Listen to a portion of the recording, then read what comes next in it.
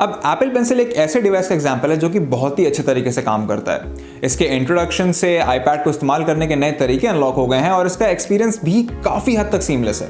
लेकिन हर electronic device की तरह इसकी भी कुछ प्रॉब्लम्स हैं। इस वीडियो में हम कुछ ऐसे तरीकों के बारे में बात करने जा रहे हैं जो अगर आपकी एप्पल पेंसिल आपके आईपैड चलना बंद हो जाएगी तो आपकी मदद कर सकते हैं। बस एक बात का ध्यान रखें कि आपका आईपैड मॉडल स्क्रीन पे दी हुई लिस्ट में से एक हो। आईपैड आजकल इतना ज़्यादा सिमिलर हो गए हैं कि उनके बीच में कंफ्यूज हो जाना काफ़ी आसान होता है। अगर आपकी पेंसिल आपके आईपैड से कंपैटिबल ही नहीं है तो फिर वो चलेगी कैसे। अब पहली जनरेशन की एप्पल पेंसिल तो आईपैड से लाइटनिंग पोर्ट के थ्रू कनेक्ट होती थी, लेकिन सेकेंड जनरेशन उसकी मैग्नेटिक स्ट्रिप से होती है। अगर आपका ब्लूटूथ ऑफ है तो ये आपकी पेंसिल को चलने से रोक सकता है। अपने स्टाइलस को रिकनेक्ट करने के लिए स्क्रीन के टॉप राइट कॉर्नर से स्वाइप डाउन करें, कंट्रोल पैनल खोलें और ब्लूटूथ सिंबल पर टैप करें।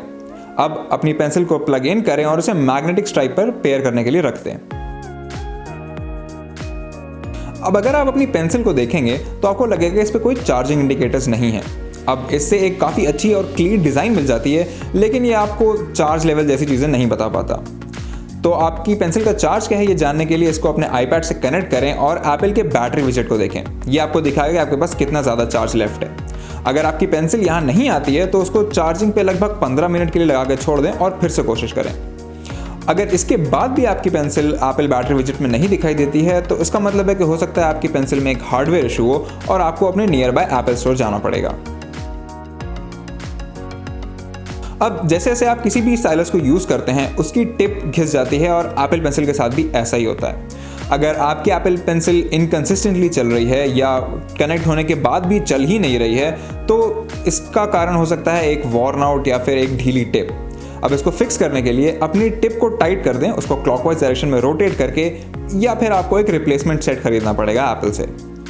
अब फर्स्ट जनरेशन एप्पल पेंसिल में तो एक एक्स्ट्रा टिप आती थी, लेकिन सेकंड जनरेशन में ऐसा कुछ नहीं है, तो आपको एप्पल का 4 पैक रिप्लेसमेंट टिप्स का पैकेट खरीदना पड़ेगा।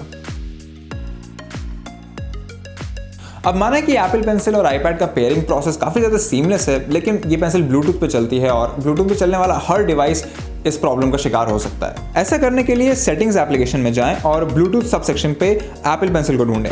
यहाँ पे एक आई का बटन होगा जिस पर टैप करके आप फॉरगेट दिस डिवाइस ऑप्शन पे क्लिक कर सकते हैं। अब अपने डिवाइस को पेयर करने के लिए इस बात का ध्यान रखें कि ब्लूटूथ ऑन हो, इसको लाइटनिंग पोर्ट में प्लग इन करें या इसको मैग्नेटिक स्ट्रिप पे रख दें और ये अपने आप रिकनेक्ट हो जाएगी।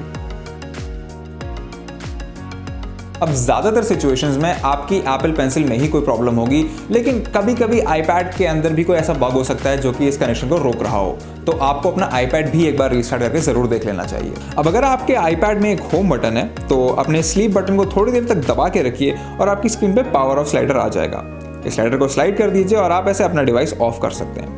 लेकिन अगर आप कोई नया आईपैड चला रहे हैं जिसमें होम बटन नहीं होता, तब आपको स्लीप बटन और पावर बटन अप या पावर बटन डाउन थोड़ी देर तक दबा के रखने पड़ेंगे और तब जाके slide to power off prompt आपकी स्क्रीन पर आएगा। जैसा कि वो कह रहा है वैसे करते जाइए और आपका आईपैड अपने आप ऑफ हो जाएगा।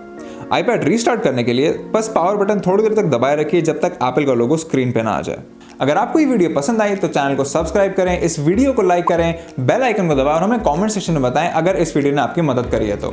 अगर आप टेक के बारे में और जानना चाहते हैं तो हमारी वेबसाइट candy.technology पे जाएं, हमें सोशल मीडिया पे फॉलो करें और हम आपसे मिलेंगे अगली वीडियो में।